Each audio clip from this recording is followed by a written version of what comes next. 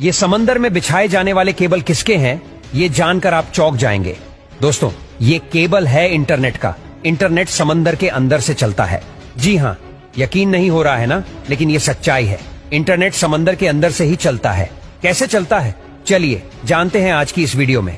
अगर आपको यकीन नहीं हो रहा कि समंदर के अंदर से इंटरनेट चला है, तो आप दुनिया के 95% लोगों के साथ है। उन्हें भी यकीन नहीं हुआ था जब उन्हें पता चला था कि समंदर के अंदर इंटरनेट चलता है। अब आप कहेंगे कि इंटरनेट तो सैटेलाइट और मोबाइल टावर की मदद से चलता है। सैटेलाइट से सिग्नल आते हैं और मोबाइल टावर उन्हें कैच करके हमारे मोबाइल डिवाइसेस तक पहुंचाते हैं। लेकिन जनाब, ये पूरी तरीके से सच नहीं है, क्योंकि दुनिया का 90% इंटरनेट समुद्र के नीचे बिछाए गए तारों के माध्यम से चलता है। दोस्तों, यहाँ हमें एक डायग्राम दिखा रहे हैं जिसमें आपको समुद्र तट पर केबल स्टेशन नजर आएगा और उससे होकर जाती हुई एक लाइन दिखाई दे रही होगी, जो कि है एक सी केबल, या जिसे सबमरीन केबल भी कहा जाता है। यही वो माध्यम है जिससे इंटरनेट चलता है और ये पूरी दुनिया में बिछा हुआ है और समुद्र की सतह से हजारों मीटर की गहराई में इन्हें बिछाया जाता है। इस केबल में हर थोड़ी दूरी पर रिपीटर या एम्पलीफायर लगाए जाते हैं ताकि इंटरनेट सही तरीके से काम कर सके। दोस्तों, इंटरनेट को पूरी दुनिया में पहुंचाने के लिए इन सबमरीन केबल्स को समुद्र के अंदर से निकालकर एक देश से दूसरे देश तक बिछाया जाता है।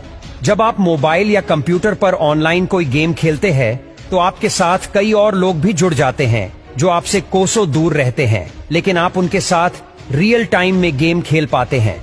ऐसा ही कुछ सिस्टम इंटरनेट का है।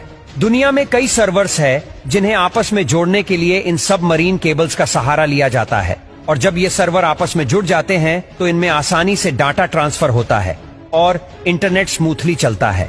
इस पिक्चर में आपको एक एम्पलीफायर दिखाई दे रहा होगा। इनको इसलिए लगाया जाता है जिससे सिग्नल की स्ट्रेंथ कम ना हो। यह समय समय पर सिग्नल को एम्पलीफायर करके उसे आगे जाने में मदद करते हैं। इन सबमरीन केबल्स को शिप की मदद से समुद्र में बिछाया जाता है, लेकिन यह केवल वन टाइम इन्वेस्टमेंट होता है जो बहुत ज्यादा होता है और इसका मेंटेनेंस भी बहुत कॉस्टली होता है। अब दोस्तों, समुद्र में केबल की सुरक्षा के लिहाज से इस केबल को कभी अकेले नहीं बिछाया जाता, बल्कि इसे 2-3 के ग्रुप में बिछाया जाता है। समुद्र में कभी कोई हादसा हो सकता है। मान लीजिए सुनामी आ जाए, या फिर वायर टूट जाए, या शार्क जैसे जीव भी कई बार इनको नुकसान पहुंचाते हैं। ऐसे में इन्हें रिपेयर करना बहुत मुश्किल होता है और इसमें काफी टाइम भी लगता है। तब तक इसकी जो सेकेंडरी केबल है वो इंटरनेट के सिग्नल को भेजने में मदद करती है। अब आप सोच रहे होंगे कि यह काम आखिर किया कैसे जाता है। तो देखिए, शिप में क्रेन की मदद से वायर को समुद्र में डाला जाता है और फिर एक मशीन को समुद्र में डाला जाता है जो सही जगह पर एम्पलीफायर को सेट करती है। क्योंकि दोस्तों, समुद्र में कई जगह गहराई बहुत ज्यादा होती है, वहां गोताखोरों का जाना भी सुरक्षित नहीं होता, इसीलिए यह पूरा काम मशीनों से लिया जाता है और ये वायर पूरी तरीके से चेक भी करते हैं। चलिए अब आपको वायर्स के बारे में बताते हैं। देखिए, ये वायर ओपन है। इसमें आपको कई सारे वायर दिखाई देंगे। ये फाइबर वायर है। इसके ऊपर पहले रबर की कोटिंग है, फिर इसके ऊपर स्टील की कोटिंग है। इसके ऊपर काफी सारी कोटिंग्स की जाती है क्योंकि ये वायर को सुरक्षा और स्ट्रेंथ देते हैं।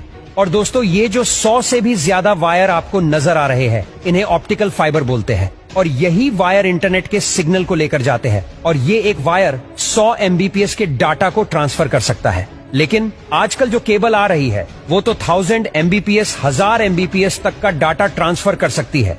दोस्तों, इन्हीं केबल्स से दुनिया के सारे सर्च इंजन का डाटा एक जगह से दूसरी जगह ट्रांसफर होता है।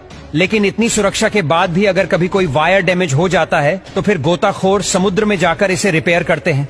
आपको बता दें कि ये एक वायर लगभग 25 साल तक काम कर सकता है और इसीलिए इतने समय तक समुद्र के अंदर रहने पर इसमें काई वगैरह जम जाती है। अब आप सोच रहे होंगे कि आखिर समुद्र में केबल बिछाने का काम कौन सी कंपनियां करती है। तो दोस्तों, बहुत ही कम कंपनियां हैं जो ये काम करती है, जिन्हें टियर वर्क कंपनी कहा जाता है। ये कंपनियां पूरी दुनिया के समुद्रों में सबमरीन केबल बिछाने और उसे के मेंटेनेंस का काम करती है। भारत में भी लगभग हर बंदरगाह पर यह सबमरीन केबल्स बिछी हुई है। भारत में सबमरीन केबल का सबसे बड़ा जंक्शन मुंबई में है और वो पूरी दुनिया के साथ जुड़ा हुआ है। अगर इंटरनेट सबमरीन केबल से चलता है तो ये एयरटेल, आइडिया, जियो हमें इंटरनेट कैसे दे पाते हैं। तो दोस्तों, ये सबॉर्टियर 2 कंपनी है जो इन सबमरीन केबल वाली कंपनियों से इंटरनेट खरीदकर उसे हम तक पहुंचाती है। और दोस्तों, इंडिया में जो सबसे बड़ा केबल नेटवर्क है वो टाटा ग्रुप का है। इसके साथ ही कुछ समय पहले रिलायंस ने भी अपने खुद की सबमरीन केबल लॉन्च कर दी है और वो 25,000 किलोमीटर तक लंबाई की है और यही वजह है कि रिलायंस आपको फ्री इंटरनेट दे पाता है और आपकी मौज हो जाती है। हाल ही में भारत सरकार ने इंटरनेट कम्युनिकेशन के लिए चेन्नई से अंडमान निकोबार तक समुद्र में 2312 किलोमीटर लंबी ऑप्टिक फाइबर केबल बिछाई है। इस submarine optical fibre cable connectivity परियोजना का शुभारंभ पीएम मोदी जी ने 2018 में किया था और इसका लोकार्पण भी इन्हीं के हाथों हुआ। इस लॉन्चिंग के साथ ही एयरटेल ने द्वीप में अल्ट्रा फास्ट 4G सर्विस शुरू कर दी है। इसी के साथ एयरटेल इस द्वीप में अल्ट्रा 4G सर्विस लॉन्च करने वाला देश का पहला मोबाइल ऑपरेटर बन गया है। इसके अलावा रिलायंस इंडस्ट्रीज की टेलीकॉम सब्सिडियरी रिलायंस जियो भी बढ़ती डाटा मांग को पूरा करने के लिए भारत केंद्रित इंडिया सेट्रिक सबसे बड़ी अंतर्राष्ट्रीय सबमरीन केबल सिस्टम का निर्माण कर रही है।